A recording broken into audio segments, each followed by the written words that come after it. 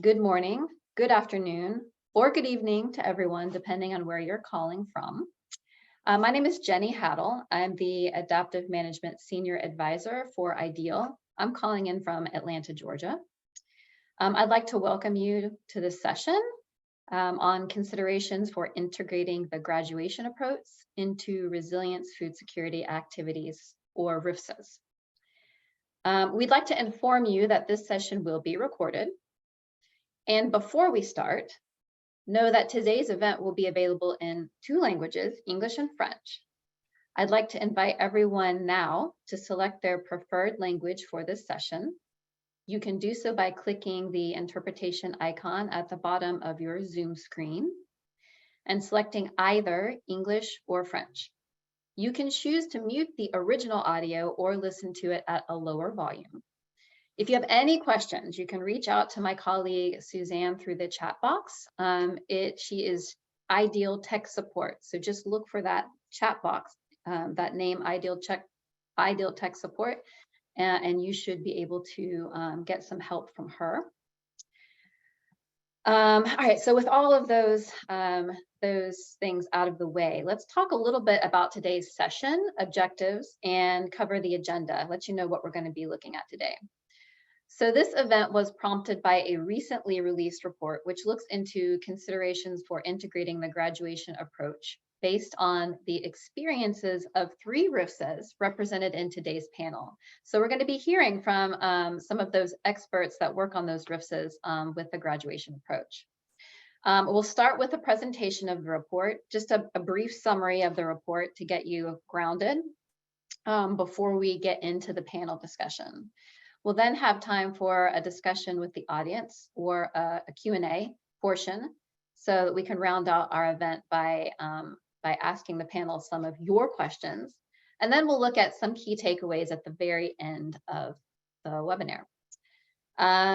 So in order to ask your questions and join the discussion, there is a Q&A box at the bottom of the Zoom screen. So look at the bottom of your Zoom screen and you'll see a Q&A box. Please drop your questions in there. The questions can come throughout the presentation, throughout the panel discussion. Just you can drop your questions at any time in that Q&A box at the bottom of the Zoom screen. All right. So with that, let's get into a summary of the report. All right. So I'm really happy to have you guys join us for this event because we're really excited to share this new resource with you.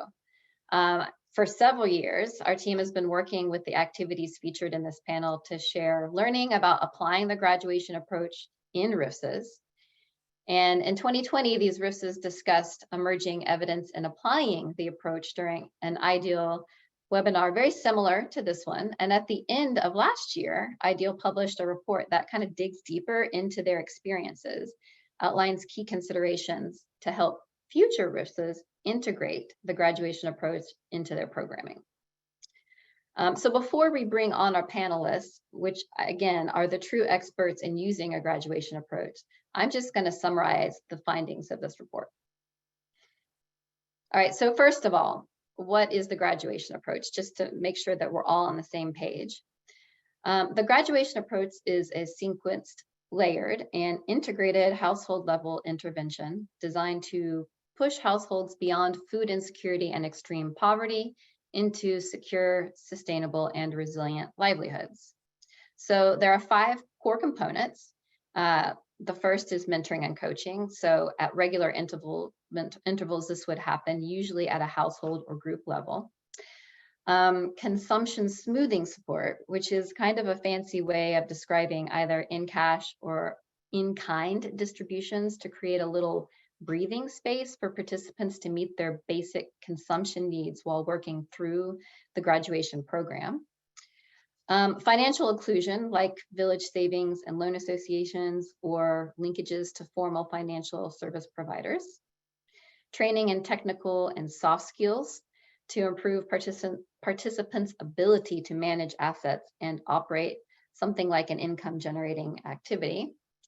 And livelihood selection and asset transfer, which is like a cash asset or in-kind asset transfer to jumpstart an investment in one or more income generating activities. So how is this usually applied in RFSAs? There's two approaches in graduation programming in RFSAs. The first is the fully integrated approach, where all participants within the RFSA are targeted to receive the graduation programming package of interventions. And then the other approach is more like a subset approach, where a subset of the RFSA participants receive the graduation programming package. So basically, this approach assumes that the poorest households in the community require additional safety nets to help them get out of extreme poverty, adopt sustainable livelihoods, and that way they can benefit from the broader set of RFSA interventions that are outside of the graduation component. So with that kind of overview and scene setting, I'd kind of like to get into some specifics, and we can learn a little bit about the RFSAs that Ideal engaged with for this study. All right, so one of these RFSAs, the first one we're going to talk about today, is called Graduating to Resilience, which targets extremely poor refugee and host community households in Kamwenge district in Uganda. The purpose of the project itself is to improve food security, nutrition, and alleviate poverty by shifting subsistence smallholders to market-oriented climate-smart farming, to build the capacity of households and communities to prepare for and cope with health and climate shocks, and to increase levels of knowledge around nutrition, health, and hygiene. And they did this by utilizing a fully integrated graduation approach that delivered all core components to all beneficiaries and participants within the program. So this included structured coaching, gender and youth integration, as well as a randomized control trial to test the cost effectiveness of 3 variations of the graduation approach. The next program that we worked with was Nobojatra in Bangladesh. Nobojatra targeted extremely poor households in 2 districts in Bangladesh. The activity ran from October 2015 to December 2022, and currently there's a second phase underway. The activity sought to improve gender equitable food security, nutrition, and resilience of vulnerable people. And they did this by integrating WASH, maternal child health and nutrition, natural resource management, and livelihood interventions. Nobojatra implemented the graduation approach with a subset of the greater RFSA population. And the last but not least program that we worked with, New York, which is in Uganda, targeted extremely poor and vulnerable households across 4 districts in Karamoja. The expected end of this activity is September 2023. The New York project is attempting to build resilience to shocks and bolstering livelihoods, food security, and nutrition, and is working primarily through mother care groups. The activity layers and sequences interventions related to financial inclusion, capacity building, WASH, and agriculture production. So New York is piloting the graduation approach with a subset of the poorest households using the BOMA project's Rural Entrepreneur Access Project, REAP model. So as you can see here in the next slide, the number of activity and graduation participants varied across the RFSAs, but all of them allowed at least 24 months for the first cohorts to go through the graduation program.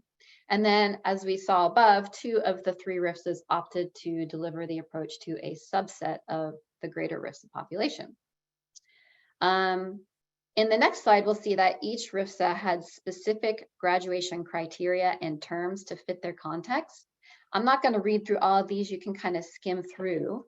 The specifics of the criteria varied, but there are some common themes around consistency of meals, school attendance, sources of income, savings and productive assets, and WASH practices. And in order to graduate, participants needed to meet a certain number of the criteria per program. So you can see how they differed there under graduation terms on the slide. Notably, all RFSA had high graduation rates. All of them were 70% or above in terms of the number of participants who graduated. Okay, so we've set the stage. Now we're going to look at the learning questions and consider some of the findings and recommendations from the report. So we'll illustrate with examples from the RFSA programs as we talk through them. As you listen to these examples, it may trigger questions in your mind. So I just wanted to remind you to post your questions in the Q&A box at the bottom of the Zoom screen. So that way we can pose those to the panel later on. All right, so the report sought to answer the 4 questions you see there on the screen. How are graduation components and processes adapted within each context? How are graduation packages layered and sequenced upon other programs and systems? How are graduation pathways shaped in each RFSA? And what evidence exists to show how graduation programming supports nutrition outcomes and resilience in the face of disaster? Okay, so those are the questions that the report itself was trying to answer. So let's look at that first question there. All right, so some of the things that were takeaways and recommendations in this first question around how graduation components and processes adapted within each context. So the first one, targeting. Participatory targeting approaches are key, but they really can't identify more people than the RFSA can support. And this happened in Noba Jatra, which could only really accommodate 23% of those households that were identified. The rest were assigned to participate in the Noba Jatra alternative income generating activity. And this caused confusion among program participants and staff members and other stakeholders regarding the actual criteria for eligibility. So it's important, one of the recommendations is that it's quite important for activities to clearly communicate the selection process. Second, the mentoring and coaching is kind of considered the special sauce of the graduation program. Programs have recently begun experimenting with group coaching and e-coaching as a way of cutting costs, often leveraging group training or village savings and loan association meetings to add coaching activities within those activities. So what the report found is that both individual and group coaching and mentoring are effective, but the group coaching really does bring more cost-effective, is really a more cost-effective option. And then the last point on the slide there is around the consumption smoothing, which is an important part of the approach, but all 3 RFSAs face challenges securing the use and adaptability of technology for consumption smoothing. Again, in Noba Jatra, they utilize the mobile money platform Bcash to transfer funds. But the problem is that 21% of graduation participants, many of them women, did not have their own SIM cards. So in response to this, the RFSA allowed spouses to receive the transfer directly to their SIM cards, which, depending on the type of relationship dynamic between spouses, could potentially reinforce harmful household power dynamics where women may not have a say in how the money is used, even if they are the intended recipients. All right, so in the next area of inquiry around integration of graduation programming, there were a few findings. CLA and MEL teams can assess and adapt component sequencing to bolster the effectiveness of the graduation intervention and respond to target community needs. For example, due to delays in providing consumption support, New York reflected and decided to prioritize delivering financial inclusion after asset transfers rather than before, in order to ensure that participants did not redirect consumption support away from meeting their basic needs or turn to negative coping mechanisms. In terms of subset programming, RFSAs with subset graduation programming should consider how graduation participants could be better linked to and benefit from RFSA activities as part of the graduation programming. They may also want to consider implementing an exit strategy for graduation participants to transition fully into other interventions within RFSAs. So for instance, while Noba Jatra developed several opportunities for graduation participants to benefit from various interventions, it faced challenges integrating graduation participants into the broader RFSA programming. Most graduation participants were operating income generating activities at scale, at a scale that was really just too small to truly benefit from engagement in the producer groups. So while the activity anticipated that approximately 50% of graduate participants would transition into these producer groups upon graduation, many key informants noted that the gap between the extremely poor and the poor counterparts really made this transition unlikely. And then the last point here is around private sector linkages, which have proven important for greater scale, sustainability, and effectiveness of programming. Graduating to Resilience engaged the private sector to provide participants with quality, affordable agriculture inputs for climate smart agriculture, like drought-resistant seeds, fertilizers, pesticides, and animal medicines. They also held an event that connected larger buyers with smallholder farmers.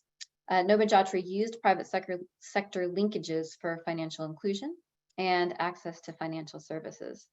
They also really wanted to improve health and nutrition behaviors through a partnership with one of the largest pharmaceutical companies in Bangladesh. Okay, and then the third area of inquiry that we're looking at, graduation pathways. So this first finding here looks at external linkages. The continued success of graduated households kind of depends on the presence of like the effective support services, which reinforce a household's pathway out of poverty. So like access to financial institutions, complementary to the development programs or government social protection programs. Graduating to Resilience and New York anticipated that VSLA groups that they established would be eligible for grants from the government of Uganda, which frequently offers grants to established and functional women's groups. So that was one outlet. In addition, private sector providers were available in targeted communities through New York activity and will continue to be able to access those services through a fee. Some of those services, for instance, are like deforming. And then the second point here, in terms of the length of interventions, participation in all three RFSAs was time-bound rather than defined by reaching like a specific graduation status. And the time it takes for households to graduate really can vary. In the same way, participants could no longer receive graduation interventions if the program ended before the participants met graduation criteria. So it's like if they graduated, if they continued, if they met the graduation criteria, they would still continue whether they could graduate or not. We don't really have any data available to support the frequency of each of these scenarios, but the recommendation was that programs should consider having mechanisms to monitor individual trajectories. That way they can tailor programming duration according to the progression of each household. And then the last area of inquiry that we really looked at was monitoring, evaluation, research, and learning. So some of the preliminary outcomes and the preliminary data showed that show promising food security, livelihoods, and savings outcomes. For instance, graduation to Resilience had 96% minimum meal frequency for children 6 to 23 months compared to 27% at baseline. That's a huge improvement. For New York, 97% of households have at least 2 sustainable sources of income. And then for Nova Jatra, 99.5% of households had savings, formal or informal, compared to 36.5% at baseline. Those are very large increases. And that's fantastic to see. RFSAs should use integrated, collaborating, learning, and adapting approaches to ensure responsive, intentional, adaptive management practices and support increased knowledge in learning on the effectiveness of graduation programming. Nova Jatra, with support from a formal learning partner, Human Development Resource Center, conducted a quantitative and qualitative review of Cohort 1's performance against graduation criteria, which was able to influence program adaptations for Cohort 2. HDRC also led a component level process documentation based on Cohort 1 and 2, which then directly informed the design of Cohort 3. So in this way, you're using your data to adapt each of the cohorts as you move through the program in order to better serve those participants that are a part of the graduation programming. And this last point here, Few systems were in place to monitor or support graduation participants across all 3 RFSAs, and the available information showed each RFSA approached this very differently. RFSAs should implement long-term methods for monitoring graduation participants to understand the overall effectiveness of graduation programming and its greater impacts on resilience and food security. Graduating to Resilience is exploring follow-on monitoring of successful and unsuccessful cohort graduates 6 to 12 months post-intervention. And the complementary random control trial will conduct ongoing evaluations. So at least in this way, you're kind of seeing how these households that are a part of graduation progress even after they've graduated from the program. Okay, so that was a quick overview of what is inside of the report that was released by IDEAL. Now what I'd like to do is introduce the moderator for our panel discussion, Emily Janock.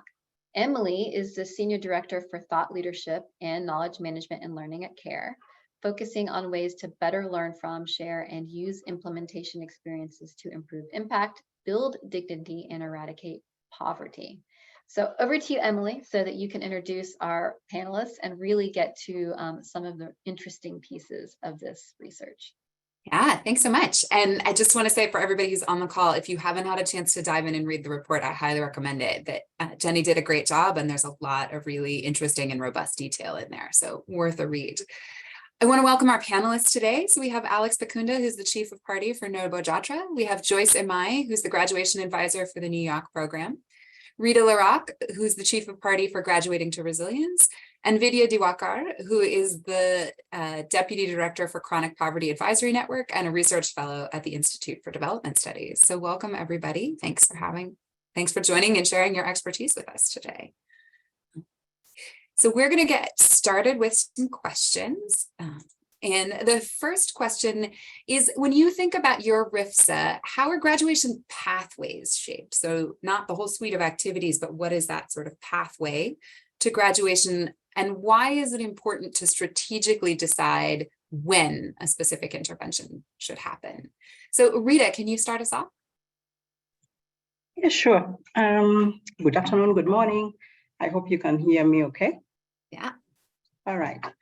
Yeah, that's a very interesting question. And I think it's probably one of the most important questions, because sequencing or determining what you need to provide is critical. And it depends on many things. Generally, typically, you'll find most graduation programs have about 6 different components. And the general recommendation is you try to make sure all your technical training happens before you deliver an asset or start doing any follow-up or mentorship. There's also the general recommendation that you should provide consumption to make sure you keep the interest of participants at the start. But then again, you need to think about the context and determine what you need to provide first. In our case, there were many things that varied, and I think it was important to be adaptive. You need to be able to be flexible and keep making changes as you go ahead. I'll give you a few examples. In our case, we did the consumption support, the coaching, the technical trainings. Largely, we tried to bring those all up in the first 6 months. So by month 7, when we were providing the asset, participants were very strong. They understood what to do. They could, and so the asset came in when they were really ready. And so actually 90% of them used it to start a business. And so even the follow-on coaching was structured. The thing though about the coaching is, with BHA, for instance, the conversation was, should you bring in nutrition topics earlier or should you bring them later? Being a RFSA, you want to try to bring in the nutrition topics early.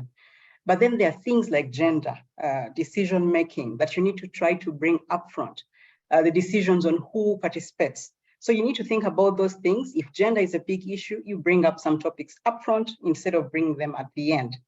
Of course, the context changes. We had COVID in the middle of our implementation. COVID and all those health emergencies weren't necessarily a big thing for us. We had to integrate, and at some point we had to stop some of the topics and start focusing on those kinds of things.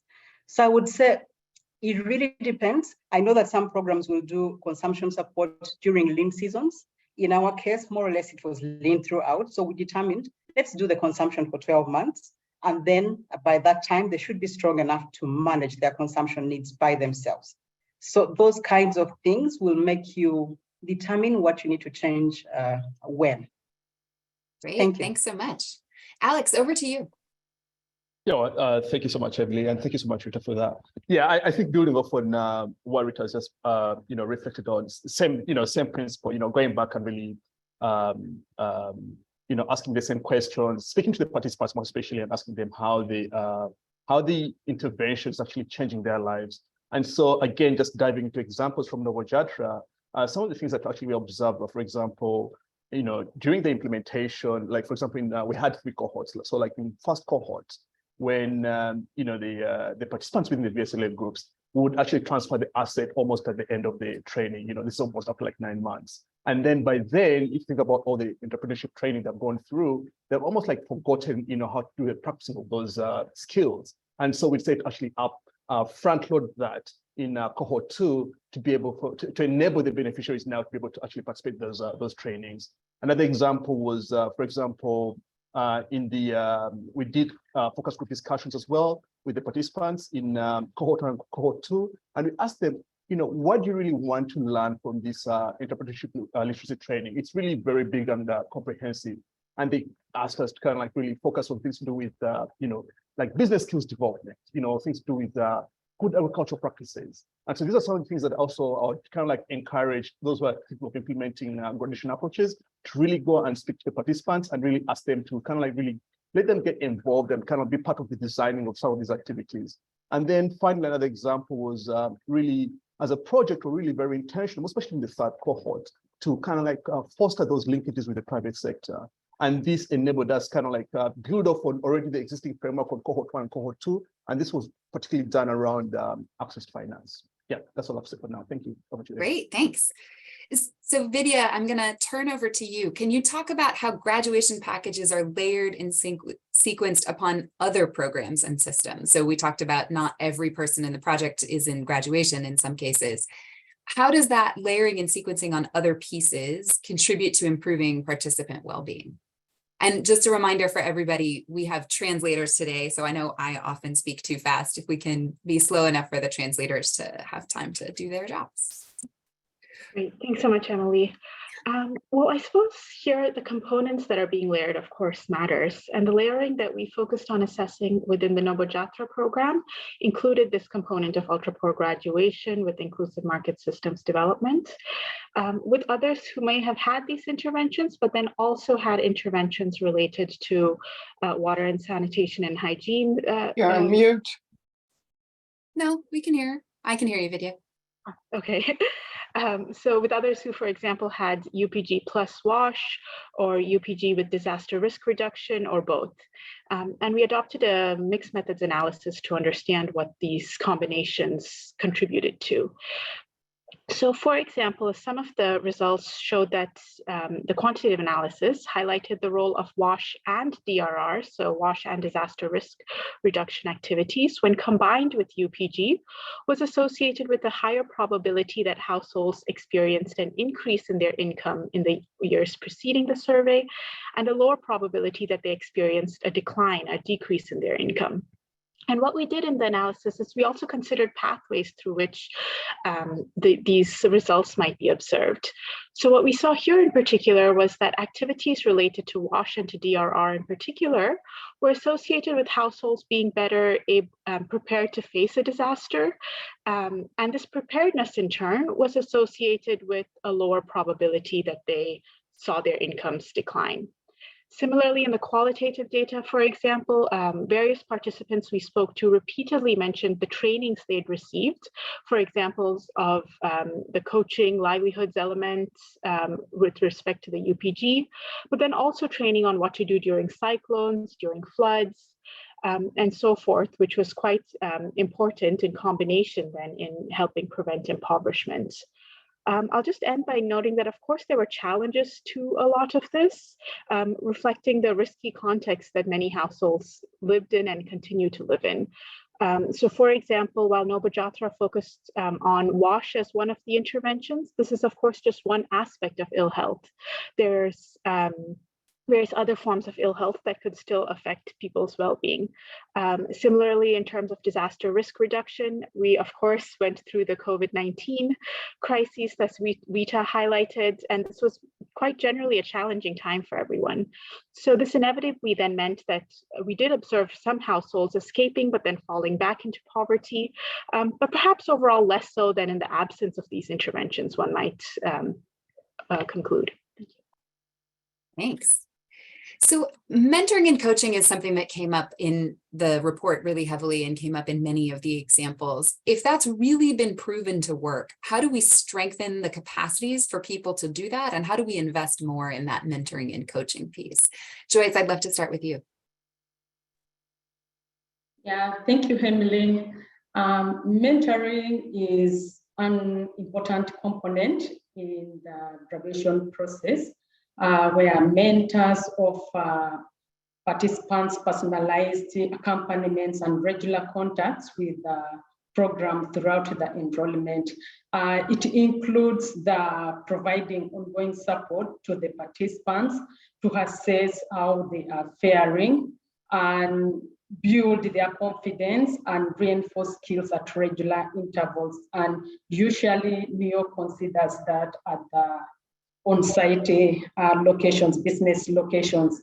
Well, looking at the mentorships, they vary. The ultra-poor needs vary depending on the geography, social, economic, cultural, and other factors that can influence the types of assistance participants may require in order to successfully graduate out of poverty. And looking at this, the RIP graduation module recognizes and responds to this diversity of needs to be able to support the participants to pursue a sustainable livelihood. One of the issues that I would consider in ensuring that the capacities in mentorship are strengthened or investing, there should be need in adapting the training materials to suit the local context and low literacy levels, using culturally appropriate pictorials and local languages to encourage the participants participatory environment learning. And this enabled the New York participants to understand the concept and practices easily during the training, and the mentors were able to follow up during the business group coaching and mentorship visits. And secondly, I think another need that may require to boost the mentorship is adequate ratio of dedicated staff to participants is key in the aspect of offering the mentorship. The levels of staffing must be sufficient to ensure regular business level support is provided on a weekly or bi-weekly basis, with variations based on contextual factors. For example, based on the New York experience, the ratio of mentor to 20 business groups of 3 participants proved to be effective, since all the business groups assigned to the mentors were met in a week on a weekly basis. An average of 4 business groups were able to be met within the mentors locality. So staff need to be familiar with the graduation processes, be trained adequately and able to apply gender sensitive approaches and be able to be sympathetic while supporting the ultra poor. And then also looking at the graduation focus on extreme poor, the graduation should integrate the counseling and psychosocial support services to the participants, given that there's need for the referrals to technical expertise at the start phase of the implementation. This is evidenced with the category of participants identified during the targeting, where most of the participants were from orphan-aided households, others were widows, others were out-migration returnees, and others were women with the chronic illness and long-term sickness. Then there were those that were social distress from polygamous marriages, and others were alcoholic addicts. So this really entailed that there was need for support at the onset of the module. And of course, the linkages of the participants to appropriate resources is also key in mentorship to market opportunities, agricultural or veterinary service, extension services was also important as we try to, since the mentors are trained on the basics, business skills, language, business skills, and there was need to do this kind of referrals. I think these are some of the needs that really need to be focused on during sustaining the mentorship of the graduation process. Thank you. Thanks, Joyce. Vidya, over to you. What do we need to be doing more to invest in this coaching and mentoring work? Yeah, thanks a lot. So I'll draw attention, I'd start by saying on the whole, the coaching mentoring component was quite critical, and we saw a lot of positive examples coming out of that. I'll draw attention to one example which identifies a challenge with a view to understanding then how we might strengthen these capacities going forward. So for example, one participant in the Nobo Jatra program had mentioned that, quote, they asked us to take the cattle to cyclone shelters, but we didn't pay attention to this. We only received 1 or 2 training courses, so we could not properly understand this. Therefore, we sold the cattle, end quote. So in this context, for example, further coaching or mentorship to really work through the participants' constraints and monitor the situation before, during, and after shocks could have really helped the participant strengthen her adaptive and anticipatory capacities in times of distress. And through this may have helped her retain and grow her cattle over time. Again, this is just one challenge, but overall in a widely positive environment. But from this challenge, a key question then becomes, how long can mentorship be sustained? In this case, perhaps working with local mentors, for example, this might be a successful participant themselves who is likely to stay in the area and the locality, may enable longer term sustained improvements. Some of the literature conceives of this as a social worker cadre, for example, of caseworkers in the country operating at local levels to ensure tailored support. And this also then refers, though, more broadly to the general need to engage over longer periods of time, especially when working with people in ultra and extreme poverty, because the challenges they experience are oftentimes by far not unidimensional. They're quite multi-sectoral, over legal, social, progressive change impediments, and so forth. So all of this does require then a longer term time horizon and working consistently over that period. So I'm from CARE, which means I have to ask this question. Let's talk a little bit about how gender shows up in the graduation approaches and what you see there and what we need to be thinking about. Joyce, can we start with you? Yeah, usually this question is tricky, given that we deal with women. Our target was on women. Graduation approach recognizes the intrinsic linkages between the issues of gender equalities, social, economic inclusion, and it supports the entire households. Yes, it's the woman who is the target in the repeat graduation module, but with the aim that the men inclusive will benefit from this kind of interventions. Therefore, it was designed in a way that it places a woman as a critical agent in building resilience to shocks. And several occasions we would get questions on why we are engaging, why we are only targeting women.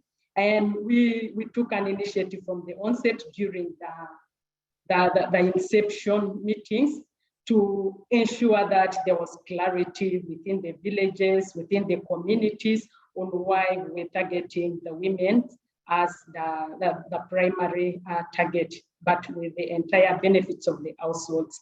One of the issue that came up in was that, given the nature of Karamoja being a pastoral place, there is a lot of mobility of men in search for pasture and water during certain seasons. And then also there's an aspect of polygamous marriage. So this was clarified from the inception report that through a woman, the entire household would be the major aspect of the graduation model. And then also to take into considerations that the account of those issues that were raised, New York designed the activities that cater for the gender gap within the groups. We had activities that are initiated on quarterly basis to focus on spouse discussions. And here the key messages pertaining women's rights, men working together, effective communications were designed, and we did not experience any other challenge, given that the men now were supportive to encourage women go on with their activities with the aim of benefiting the entire household. So that is how the graduation component showed up the interest of the gender under New York. Thank you. Thanks, Joyce. Rita, over to you. How would you answer that question? Yes. So, Emily, it's interesting, that question, in the sense that, especially when you say, since I'm from Care, I'm going to ask that question. And since I'm from AFSI, I'm going to answer the question, especially from the point of the backlash. So, like, typically, you will, many graduation programs will be criticized every day, everywhere, for just working with women or youth. And sometimes you're going to look for a woman or a youth. And so you start already from the point of defense, like you arrive and start saying, look, I'm going to target the entire household, but I want the woman and the youth as a primary participant. So eventually, you need to do a lot of communication upfront to make sure people understand that you really would like to see this woman being someone that gives you an entry into a household. So if there is no woman and there is no youth, then what am I going to do with this household? So that's the sort of thing you want to explain. And in our case, it was a big criticism, especially in our first cohort. And we kept explaining, providing all the material that you could do. And I can tell you, it was so dramatic that at some point we were asked in one of those, we were accused of killing people in the community. They said people were actually dying, and because we were providing cash and it was causing turmoil. But when we went to look into the details, we didn't see anybody who had died. In fact, the situation, what happens is generally when you start a program like that, you're going to start having exponential outbursts, which is a good thing because then it helps you to respond. Over time, yeah, the situation normalizes. But I think just adding to what Joyce said, there are a few things that you want to make sure you do. Because a graduation program targets the household. It targets every single individual. When you provide consumption, it's for all the 5 members or the 6 members. When you're talking about a business, it's for the household. And so you need to, if you're benefiting from individual coaching, it's perfect because you're going to the household, and you need to try to make sure you target when everybody's present. If you're doing group coaching, it's going to be a bit more complex, but you need to try to make sure you directly look for the spouse, especially, to come to a group meeting with the wife. That way you can have both of them. And once you explain that very clearly, and they start to see that it's money, it's training, it's for everybody, and you can clearly show, especially at the start. So one of the things we modified, we have a social contract that we sign at the beginning, which indicates how you're going to participate. So in this social contract, we are determining your needs, your resources, but we're also asking who in this household is going to go for the savings group, who is going to the farmer school, what's the youth going to do? That way everybody is already involved in understanding how they will participate. And then we actually ask the spouse to sign that he, as the head of that household, is going to participate in this, this, and that. And he feels really important. And because of that, he starts to participate. Actually, he's important. He starts to participate in a very different way. And then, of course, I think one of the things I would stress for a program is to do a proper gender assessment, because it gives you the information you need to be able to decide what you need to focus on. the gender assessment will tell you, for instance, certain cultural myths related to nutrition. And so you tailor your programming around those myths. It will tell you probably about land ownership. And so you tailor the work you're doing around that. And then you also decide, should I do a billboard? Should I do some messaging for the spouse? Should I send messages? That kind of stuff only happens if you have a proper assessment upfront. And in our case, just lastly, to conclude, we had very interesting gender results. At the start, even our own staff had difficulties accepting certain statements. For instance, a husband should beat his wife just to discipline her. And our staff felt the same way. So that training, that continuous mentorship, that integration into coaching eventually changed. By the time we were finishing, 88% of the women had high self-efficacy. Married women were participating in decisions. There was more equality. So those kinds of things happen, but I should say they take time.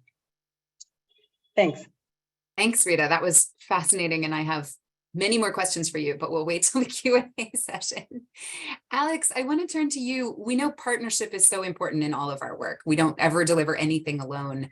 How do you think about the partners that you worked with, and what were some of the really important factors in engaging partners? Yeah, thank you so much, Emily. Yeah, so within NovoJatra, I think, it's not until based on all the learnings from, cohort 1 and cohort 2, we kind of have a framework for actually engaging the private sector in this case. And again, recognizing the fact that the majority of the participants are extremely vulnerable, it was really very difficult to convince the private sector to, see them as a viable market opportunity. And so what we did is that we leveraged on their, corporate social responsibility to see that they can actually make investments in some of the, so think of solutions that can actually find pathways to be able to support these, in this case, VSLA groups, to be able to, maybe access things like financial products. A case in point is, for example, like Brack Bank, who's a critical partner within NovoJatra. And so our engagement initially was really having back and forth meetings around, you've got Brack Bank has got an MFI. This MFI can go out there and really reach out to these VSLA groups. But then when they did their assessment, they found that on average, again, as you mentioned in your study, in your introduction, the savings were really very low for the majority of the participants. And so they found it really very difficult for them to, think of a viable, a return on investment, to make those investments, to be able to reach out to those hard-to-reach areas. And so what they have done now is actually go back on the drawing board and actually establish a totally new department within the commercial bank, which is a department that is responsible for actually developing micro, small loans. And this department actually has been working with us to establish, to design savings as well as credit products for our VSLA groups. And they'll be piloting this within two of the projects cooperatives that have been set up within that are composed of the VSLA groups. So that's one example there. Another example has been working with fintechs as well. And in this case, we also brought on board Dreamstart Labs as well, who had developed this application, a fantastic application that really supports VSLA groups to adopt improved management practices. And as a result of, they came on board, again, there was a question of what's the value proposition for us to come and, work in Bangladesh. We haven't been there, we don't have operations there, and putting in place those resources, our own staff to actually be able to facilitate that relationship. For example, we had one of our key staff actually supporting, translating how that application would work, actually translating into Bangladesh, into the local language. And then with that, also now, that application now going on the ground and actually providing training to the VSLA groups. And as a result of seeing that happening, that company has been motivated now. And we see now Dreamstart Labs has actually now developed, they have upgraded the application. Now that application can be found on Go Play and can actually be now downloaded, and it can be used by any group with really, that have got a phone with low bandwidth. In addition to that, now they see the value of all these over 600 groups. They see the value of these groups. And now they're also piloting a micro equity product for those groups. We're now addressing one of the critical challenges, which is basically access to working capital from the beginning of the savings cycle. And so what they want to do is to see how they can actually extend that micro equity in terms of like working capital, and then gradually across the savings cycle, the groups are able to pay off at the end of, they're able to pay it off. And in addition to that, also there is an embedded microinsurance product. So these are just examples of where actually we've been able to, engage with the private sector. Another interesting example has been, which actually came out today, was really very good. And this is a collaboration with CARE, and they have been actually working with the Central Bank of Bangladesh. So the problem was that for these VSLA groups to be able to be recognized by the commercial banks, cannot recognize them. As a result, they cannot actually extend or design the right products and services for them. And therefore, they had to be put into cooperatives. And as a result of the registration, that's when the commercial banks can actually support them. And this was brought to their attention last year, World Vision, Noble Jatra, we did a workshop and we invited CARE, and CARE followed it up with the central bank. And I just found out today that the central bank, was able to go down on the ground and see some of how these groups are working. And they are now thinking of actually now issuing a memo, so to call it, that would actually now give a sense of direction for commercial banks on how to actually engage and support these VSLA groups. So these are just examples of how we've been able to form those partnerships, at the same time also develop the different instruments to be able to support the transformative change within our communities. Yeah, thank you. Over to you, Emily. Thanks, Alex. One of the things you mentioned, Alex, and I'm going to ask Rita to answer, is this idea of return on investment. Many people say graduation programming is very expensive. When you think about return on investment or a cost benefit analysis, what do you think are the key takeaways? What do return on investments really look like? So this one needs an economist. I can see how the evaluators. So we had a very long, extensive conversation on how to measure this, and we're actually still measuring it. And the professors at IPA, I'm sure, would be very keen on answering this question. But I'll post here a link so that people can look at the detailed report. So the first thing I'll say is that whenever you ask that question or criticize graduation for being expensive, I'll just go on the defense and say, compared to what? And in what sense? And what are you giving? For how many months? For how many people? Because you need to think about all those kinds of questions.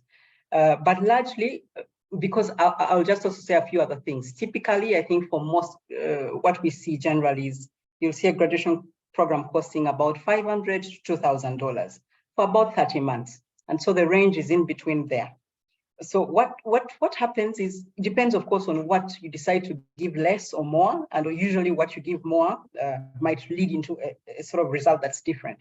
So in our case, because we were comparing 3 different treatments, and one particular treatment that didn't receive an asset transfer, which was about $300, became quite cheaper, the one that I really liked, which unfortunately didn't look good at all on all the comparisons.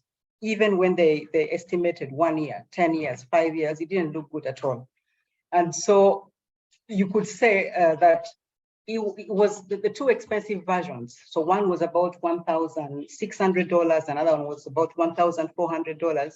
Those 2 versions almost got you to the same, the right return on investment. So you would have, with various variations, with various calculations, they seemed still to be very good 5-10 years later. Of course, most of this needs to be established as they study this in the next 3 years. But I could say, so the first thing that you need to know generally when you're thinking about the costing, most graduation programs, all the evidence that's out there shows that between the treatment and the control group, there's going to be a very big variation. That's number one. And then there's going to be variations on productive assets, on income, on consumption per capita. There will be certain changes, for example, for us on food security, on well-being, and those subjective well-being scores will change. But I think over time, it's an important question, and I'm hoping that in the next few years, we should be able to answer this question in a better way, also estimating each of the costs, comparing with other things that are generally put around and said to be a bit cheaper. But I would largely say on the overall, graduation programs can be very, very effective and can have a very high return on investment. Yeah, thank you for that. And thank you especially for mentioning that idea of the time horizon, right? It's in the investment now versus returns that may be coming, you said 5 or 10 years down the road. All right, so this is our last question, and we're going to give all of the panelists a chance to answer it. If you could do your work all over again from the beginning, knowing what you know now, what would you change and how did you figure that out? So Joyce, can we start with you? Yeah, thank you. I think if we were to do well, given the sequencing of the activities that occurred, part of the challenge New York faced was delay in the launch of the graduation intervention, and in particular, it was the consumption support, which did not align with the optimal seasonality that we had anticipated. Originally, the intention was to launch the consumption stipend within 4 months immediately after the enrollment of the participants to enable participants meet their household basics, to allow them maximize the potential for early business growth, and also to enable them continue the setting of their businesses to build up the savings. And however, due to various delays in the participants targeting process and the baseline, it pushed the process to other several months to the point that we could not implement within the lean season that was intended to. And instead, the launch of the businesses took place around November, a period just a few weeks to the festive season. And you know what that could mean? It was tempting for the participants to divert the money to celebrate their Christmas days. So that is really what we anticipated. It put the businesses, the participants at risk to spend the money on holidays, and immediately the schools were also reopening around that time. So the consumption stipend was provided from the month of February, March, May, and June. So the delays were majorly so technical that it had to be issues around the registration of participants. Some of them did not have the IDs for registering their mobile money SIM cards.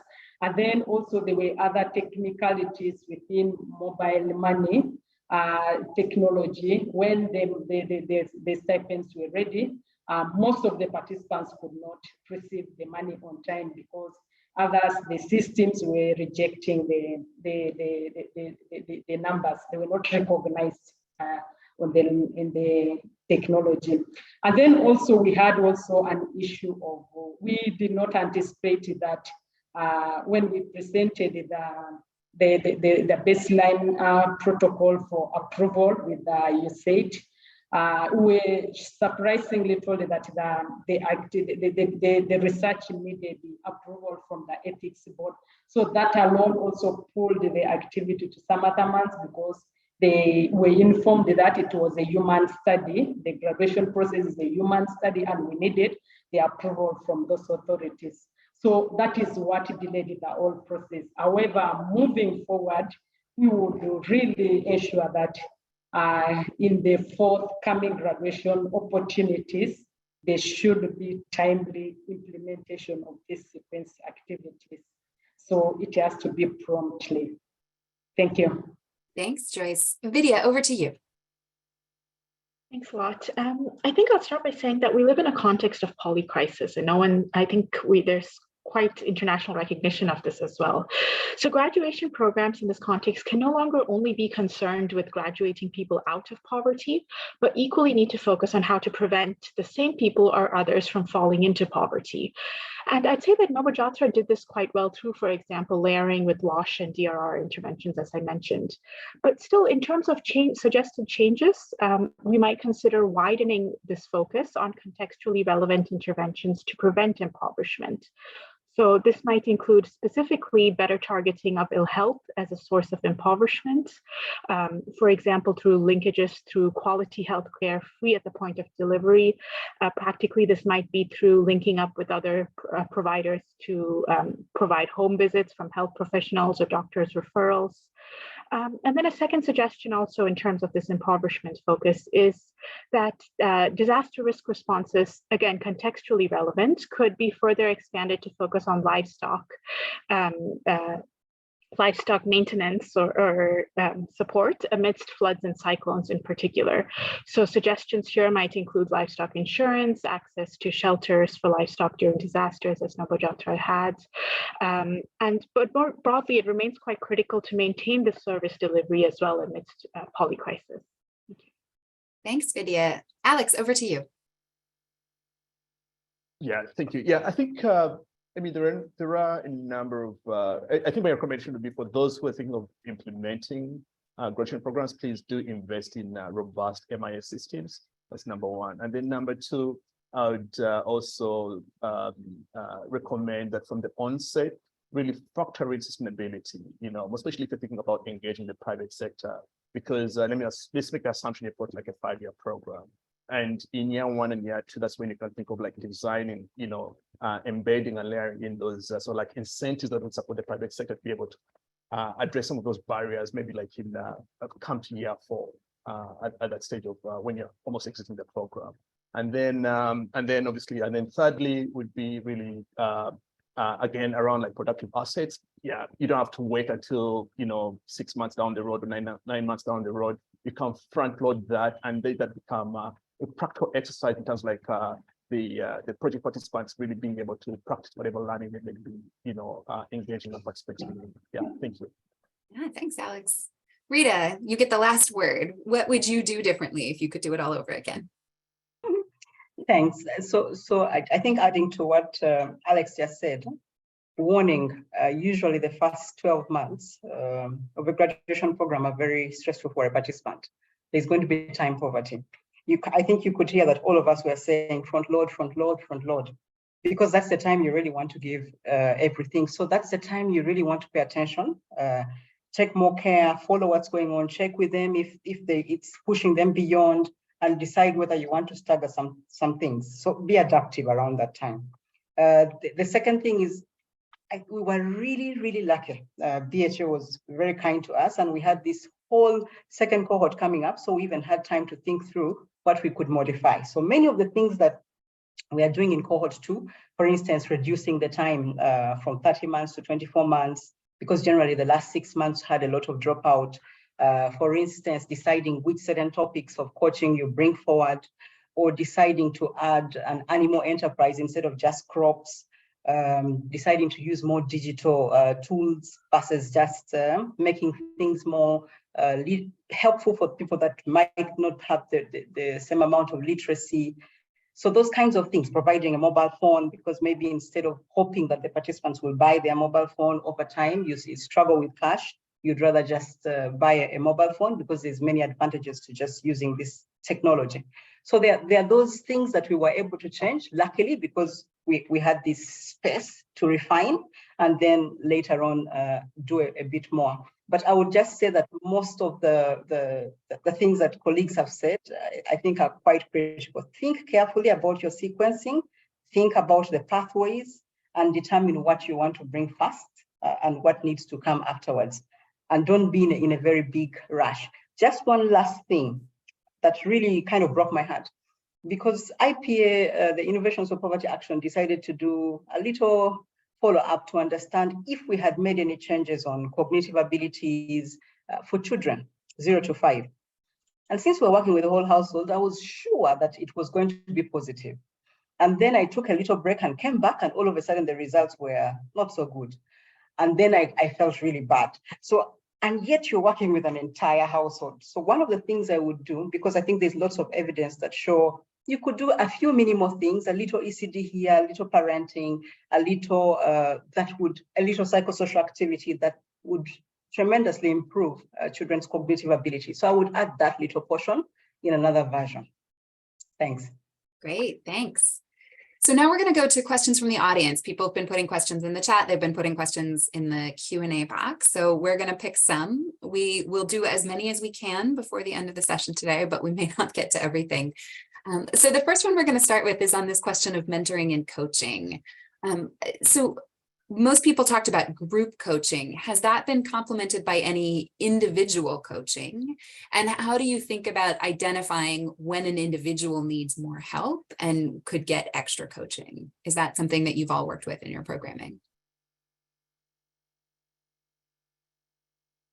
Yes. Maybe I could just go first. So yes, in our original cohort, we had both individual and group coaching. And there were certain advantages about doing individual coaching, and there are others about the group coaching. The advantage with the individual thing is that you can go home and you can actually verify things with your eyes, and you can have a better touch. The thing is, it's very expensive because you have one coach to 25 participants. And then when you think about the group coaching, there are certain ways in which you could get to that individual within the group. And there are a number of tools that you could use. So while in the group, there's this whole cohesion that you can achieve, but there is also what we did around buddies. So finding a buddy, that someone that you would attach to another person that would become like your good friend, who would then follow you up and check, sort of like your guardian angel, and check how you're doing, and then check why you didn't come, and then check. So you sort of transfer as if that role that is individual to somebody else to deal with it. But then, because we were doing all these quarterly follow-up, the graduation criteria, we could tell that you're going down on this specific thing. Participants had their own graduation maps, and behind them they could track, I'm not doing well with food. This particular month I ate less. So those kinds of things will give you an indication that you need to follow up at home. Now we are doing group coaching, which we are scaling up, but clearly, if someone doesn't show up for 3-4 days, you can't find them on the phone, you still go. If someone shows up with a situation that looks GBV-like, you want to try to follow up at home. So there are certain things, tools that you use, but also the cues you get from a buddy, from a group coach, that give you an indication that you need to go home. And it's possible to still do that while you're still doing group coaching. Thanks, Rita. Anyone else have reflections on that coaching and how you follow up with individuals who need a little more support? Yeah, I think I would add on the issue of the coaching. In my presentation, I talked about having really staff that must be sensitive and must be sympathetic to support this ultra poor household. Yeah, while we have this group coaching based on the businesses, like for the case of New York, we had a group to 3 women to have a collective business of their choice that they would love to. So the mentors would really have to visit them in their business location, assess how the operation of the business, identify the need that they really need to be coached on. But then we also had to make cluster mentorships based on the businesses. We had to group the businesses and identify the general need that they want, and the mentorship would be geared towards those particular businesses that might need support, and the needs based on the needs that are identified in those locations. And then basically on the personalized or individual coaching, we have the approach of mentors. Mentors are really residents of the villages where the participants are identified from. So they have this time to have personal interaction with the participants and are able to identify whether there is an individual attention that needs to be geared to a certain category of particular. So that's where the referral aspect comes in, if it's beyond the aspect, the knowledge of the participant. So it's now individual basis referred to a particular person for technical expertise. So that is where we can engage on individual and group approach. Thanks. Thank you. Another question we have that's come in from the chat is, how could a program manage monitoring graduation program participants? You've spoken about this a little bit, and use that monitoring to tailor programming to specific households. So how do you think about that interaction between your M&E system and the way you're tailoring and doing layering and sequencing?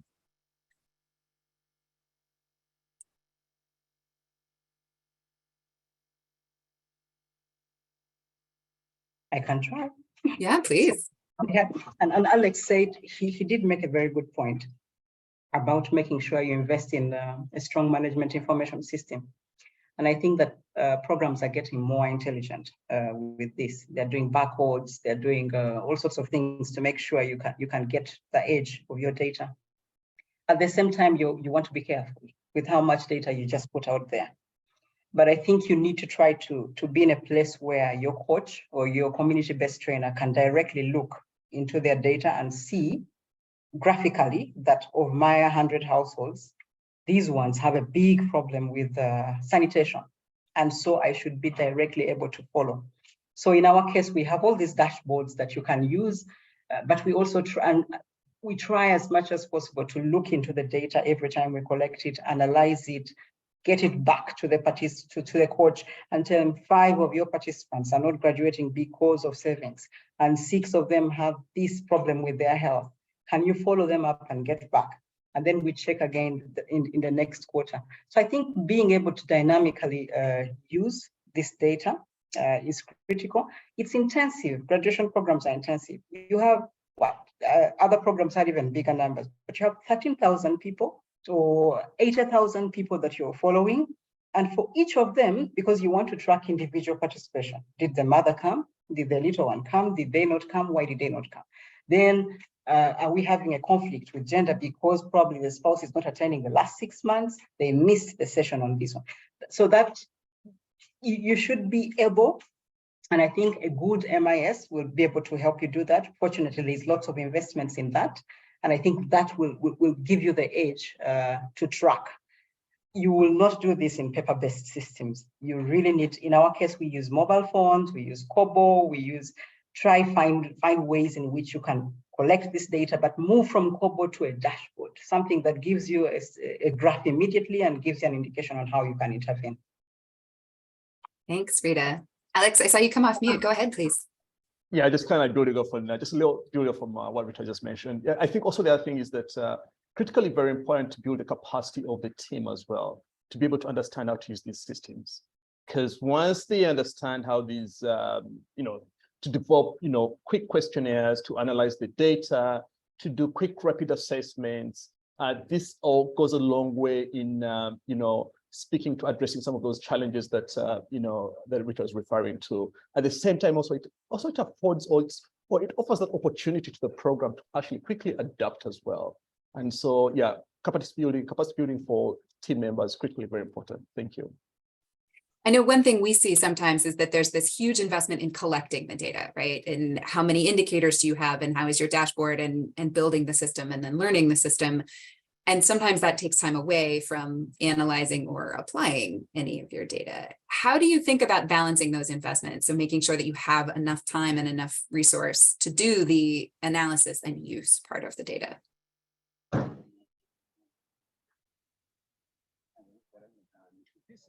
A very big bad list, yeah. It's a bad. Vidya, please go ahead. Well, I think, first of all, a few considerations. One's around the time dimension of the data as well. And here is where I'd suggest really investing in panel data, because if you do interview, say, the same households over time or the same individuals, then you can have a better understanding of how individuals' experiences and well-being is changing over time as well. So that's one component from a longitudinal perspective that's quite important. Another component that's important to consider also in the types of data being collected is to really draw attention to the benefits that come from mixed methods data, because the quantitative can give you an indication of, say, what are the correlates of certain outcomes, what are descriptively some of the outcomes in terms of changes in food insecurity and the probability of poverty and so on. But with the qualitative data, what you really get is more in-depth understanding of what are the causal mechanisms through which these changes are observed and the processes as well leading to these outcomes. And that itself is quite valuable. And the combination then provides for a more holistic understanding of a more holistic evaluation process as well. In terms, finally, of how we might proceed within programs, is to have accompanied evaluations over time, not just save it for, say, the end of a program and so on, but very much what we heard from our implementing partners speak about in terms of the iterations that they were able to undertake because these periodic assessments were conducted, so the adaptations over different cohort grounds and so forth. Emily, maybe just to add a tiny, I know we had when you're doing programs, you're very determined to collect as much as you want. You want everything, but you don't really get to use it. And I know that over the years, especially when you work with an evaluator, you understand that there's so much that you need to collect and there's so much that you could use. And to Vidya's comment, if you're lucky to have an evaluator as part of your team, don't try to do what the evaluator is doing, and just focus on the things that you need that will make you make the changes that you need. And so when you think about, will this one be used in the next 3 months, in the next 6 months? No, it won't. Just let that be and let the evaluator deal with that. And then, of course, there are all these small things that will give you cues that you need to look a bit further into the data. I know that, for instance, as a program, we always wanted to do census for everybody. You want to see what's going on with every single individual plus the little children.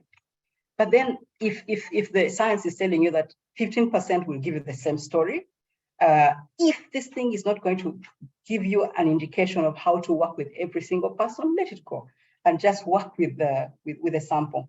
So I think you need to keep thinking in between those two lines. Yeah, I noticed that a lot in the era of big data. Everybody says, well, just collect more, ask everyone. We have data on everyone. That might not be the best way to spend our time and our resources. Another question that's come in is about thinking about livelihood options. So when you deal with livelihood options, there's usually a range of possibilities that participants might pick. How do you deal with ones where only a few participants decide they want to work on that one? So for example, if you're doing technical training on poultry and 2 participants out of 200 say, yes, that's the thing I want to do. How do you think about adjusting for that? And then the question also asks, have you noticed any challenges where the livelihood option gets pushed on the individual rather than the individual saying, this is proactively the thing I want to do? I think within NovoJatra, I think what we did was it's very important to kind of like support the decision of what the participant really wants to do, because otherwise, if you don't, the risk of failure is just before you, it's imminent. And so, I mean, we saw the majority of the participants, chose livestock, but then we saw some that actually, chose to do kind of like non-farm activities, things like tailoring, for example, And but what we did with that was really supporting them to be able to, where do you actually access the additional support? Let me say, like the material, for example, being able to kind of like foster those relationships and create those relationships within the local markets where they could buy the material for doing the tailoring within their respective communities. And so speaking to that particular question, it's really very important to really always support the decision of the participants. And then the other thing was that when the asset transfer was made to the participants, again, this was another way of actually supporting also the local economic involvement as well. And so you have got aspects. So we had to, kind of like create local markets where they would actually go and make those reinvestments and buy those assets, and that money would be kind of like rolled back within the local economy. And so that kind of like creates that chain that leads to fostering that the development that we actually want. And we see some of these hard-to-reach areas that we're working in, and we see the impact that's starting to take place. And so, yeah, just to speak to your question there, strongly encourage that you support the participants to really make the investment in whatever productive asset or productive IGA they're looking at or they want to invest in. Thank you. Thanks. And I think maybe just to add, participants were really encouraged to choose the businesses that they feel are marketable, they are on demand within their localities. And of course, they are guided through developing a business plan that will really detail how they will be able to ensure that they will earn from the business that they have all agreed to venture in. Great. And then there's, oh, Rita, please go ahead. No, it's so just one tiny addition. So sometimes if you're you have a very strong nutrition lens, you want to almost push them to do something that will still improve their nutrition as well, especially when you're deciding, because if you're deciding the technical training will have some components that will build up into the business or the enterprise, then for instance, in the selection of enterprises, you'll want to look for a crop that they will learn on, like groundnuts, that has a certain nutrition benefit that unfortunately may not be very viable. So of course, it goes back to that story of assessing carefully, understanding what's profitable, deciding what you will train on, and also trying to choose something that even if they trained on groundnuts, it will still have a certain effect on beans if they chose beans as a business. So you look for that thing that leads to other, but then eventually, like both Alex and Joyce have said, in our case, we had 39 different business types. So we trained on a number of things, and we knew that if someone decided to do an agricultural enterprise, they had the skills. If somebody decided to still go into off-farm petty trade, they still had some business skills. So there were things that were compulsory. And then at that point on, they chose whatever they chose. And then of course, our coaches, business coaches had to start following up and providing the support as needed. Great, thanks. One other area of questions that's come up from several of the participants in the webinar today are thinking about, it's that mentoring and coaching question. There's just a lot of interest there. Think about the personalities of the mentors and coaches. What do you look for in terms of a mentor or a coach? What are the qualities? And how do you make sure that they really get invested? Or is that something that happens, that they're sort of invested in the success for the households they're working with?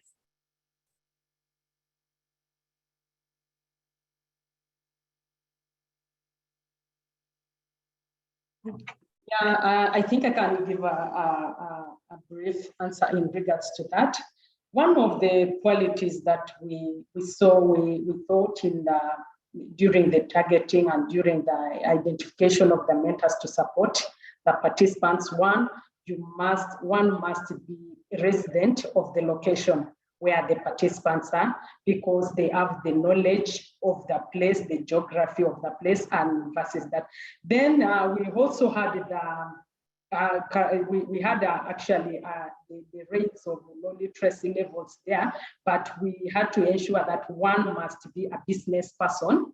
You need to have an evidence that you have done business before, and you have the knowledge of how to face challenges that come along with the businesses. And then also one needed to know really how to read and write. We had a level of senior 4 at least, so that you can be able to interpret, and looking at the tablet issues also that we're using for collecting data. So one must be knowledgeable of the computer use and knowing a smartphone. Those are some of the areas that we really focused on in identifying a good mentor. I'll just add that we're doing actually a follow-up study with the university to understand if there are certain coach characteristics that are good, that would lead you to a better graduation and resilience. And we're looking forward to having that concluded as we finish the second cohort, and we might be able to say something interesting about that. But I think our experience is like the one of Joyce. You need to be resident, and many times when you advertise a job for a coach, everybody who is not non-resident suddenly becomes resident. And if you live in Uganda, you need to have a letter from the local council, and everybody has that letter anyway. So then language, if you're working with refugees, language comes in. So you start doing interviews where you speak the language and you determine how much somebody is speaking to tell if they really live there. So you need to use those sorts of cues. But I think somebody needs to, there's also always a debate, should it be a female, should it be a male, but not really. The coach needs to be confidential, caring, kind, and those basic things. Can use a mobile phone, because if you're going to use a digital technology, they can speak, they can express themselves. So those kinds of skills are quite likable. And I think they're kind of the things that are emerging immediately in the initial results we are seeing. And just kind of like building off on that, that's kind of like those are the beginning steps, they kind of like the building blocks for sustainability, because once you've got facilitators who are coming from the local community, effectively when the program has ended, then they'll continue, doing the kind of like they could doing what they're doing already.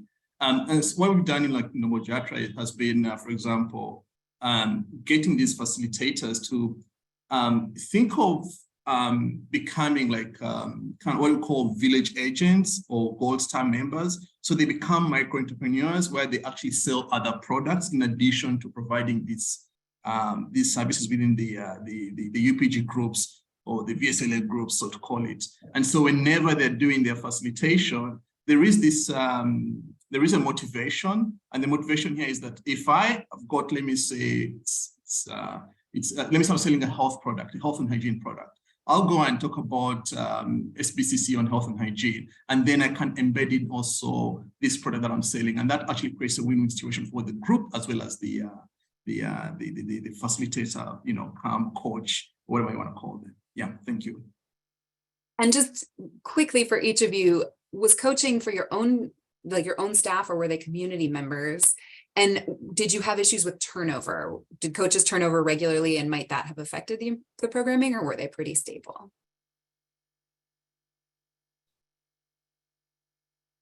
We had, Alex, you want to go first?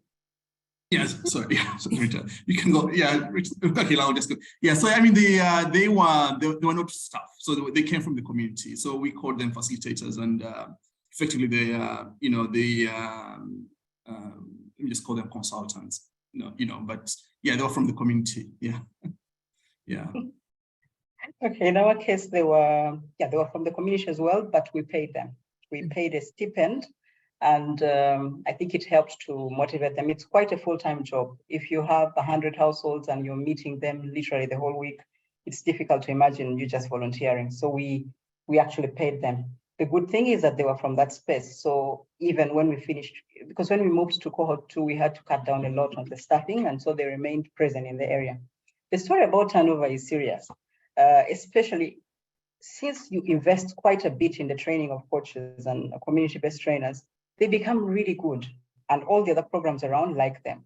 And so they take them on, and so you start feeling like, should I have paid a lot of money so that then they can't steal them? But they offer them very exciting positions, and these people move.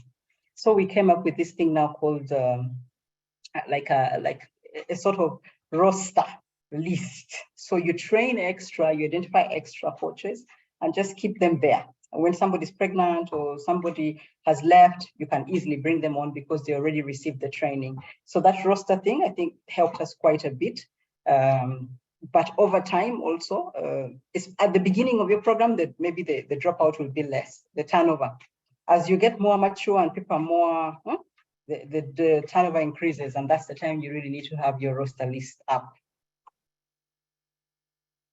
Yeah, for the case of New York, we did not experience high turnover of the coaches on the ground, given the fact that, you know, the graduation approach is alone motivating, given the interaction that you have with the community and the partner. So it challenged most of the coaches to start businesses also themselves, and that enabled them to enjoy their work that they were doing. We developed this approach that let's practice what we are preaching to the community. So that motivated us to stay together until the end of the project. We started also savings with the coaches, what the participants were doing. We challenged ourselves to make sure that we have the businesses also that we are running. So that experience alone made us to work together with the participants until the graduation process. Thank you. Great. Thank you. So we're going to start to wrap up now, and we're just going to do one question for each of you. So given everything you've learned, if you had to give one piece of advice to other implementing partners who are doing graduation work or thinking about starting, what would that piece of advice be? Vidya, can we start with you? Great.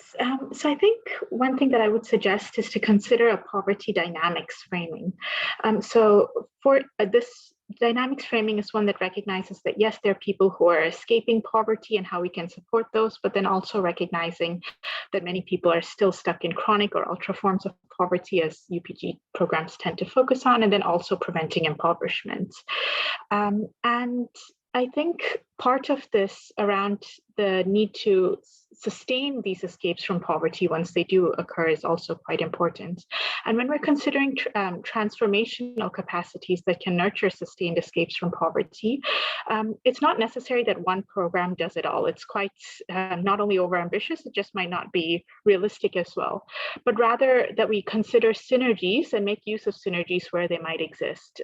These might be through vertical and horizontal coordination. It might include some less tangible elements supporting them, such as around inter-household collaboration, supporting a financial inclusion ladder, of which VSLA is one component, upgraded business development skills as well. All within an enabling economic environment, and through all of this working with key local and national decision makers to enhance both the social and economic environment in which these programs sit and interact with. And I think these linkages to support transformative capacities is ultimately quite an important component in continuing to foster sustained pathways out of ultra poverty. Thanks. Rita, over to you. I think my big advice would be that be as adaptive as you can, be flexible, keep studying your context and modify as you go along. And if you have a good relationship with the funding source, I think you really need to try to embark on using that relationship to adapt and modify as you go along.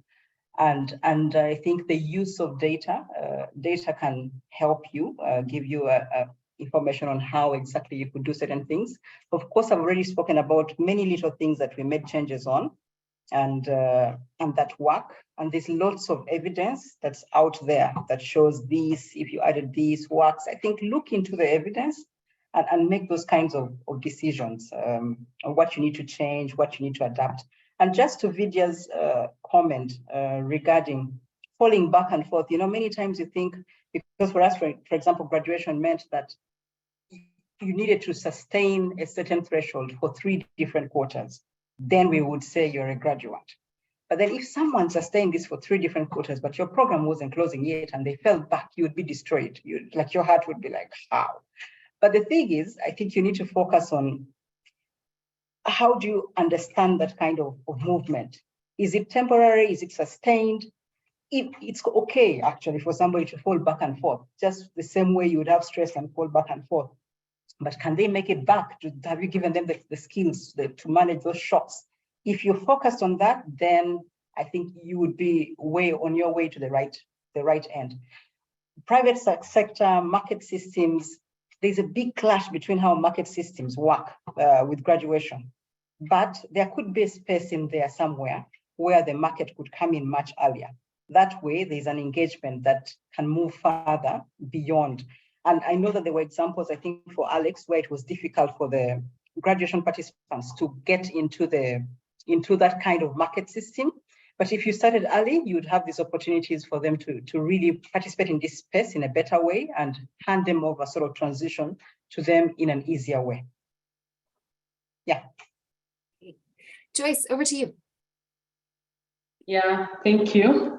Graduation is really a well-thought module. It's a well-intended initiative that really creates an impact to the lives of those that are identified in.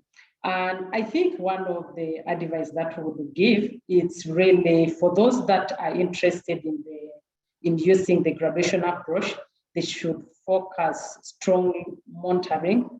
They should really focus on strong monitoring and adaptive learning frameworks to help in tracking performance and measuring the household processes towards the graduation regularly, because it's one of the ways that they can really find whether there are gaps happening. And New York does that through spot monitoring, spot check monitoring, identify those that are excelling, those that are medium, those that are low performing, and the advice is going now to give based on that or to confirm whether that is the reality on the ground. And then also, I think one other thing that I would give is to ensure that post-graduation services and mentoring are also offered to the participants in order to ensure that the graduated households don't regress, particularly in the face of the severe shocks or stresses that come in. For the case of New York, we do this through the PSP approach, private service providers. We link these particular graduated households to the PSPs so that they can continue getting a service that they need, the linkages that they need post-graduation, given that the motivators of those, they do it on a fee-for-service module. So that is some of the issues that I can sell into those that are interested in the module. Thank you. Thanks. Alex, last chance. Yeah. So I mean, I think I would say do not be afraid to fail. So and always create that space for learning. Those pause and reflections to adapt. At the same time, also be intentional in engaging in developing those partnerships. Let it be government, let it be private sector, and also I think finally just make sure that from the onset, you have got a really robust monitoring system, and also you have made the right investments in, a monitoring and information system as well. Yeah, thank you. Over. Thanks, Alex. Jenny, I'm going to hand it back over to you. All right, thank you so much, Emily. And thank you to our participants today for sharing all of the rich learning that you have gathered in your experience implementing the graduation approach in your programs. I've learned a lot. What I've learned is that this is very complex and there's still a lot to learn. I'm really interested, Rita, in that study that may come out shortly in terms of the coaches and the mentors and some of the qualities around how you choose those people that actually do this, because it seems to be very important work, and becoming invested in those households and their progress, I think is super important. So anyway, thank you guys so much for all of your fantastic work. I'd also like to thank all the participants who have joined us today for all of the fantastic questions that you posed to the presenters. But before we let you go, we still have maybe a little bit of work for you to do. We'd love to hear your thoughts on this session so that we can improve our future events. We do a lot of events like this, and we take your feedback seriously. So please just take a couple minutes to complete the session survey and give us your thoughts on how it went today. If you're interested in attending more events like this, please subscribe to our newsletter or follow us on social media. And again, thank you all for such a great session. It was a pleasure to be in your presence. Have a wonderful day, night, wherever you are in the world, and goodbye.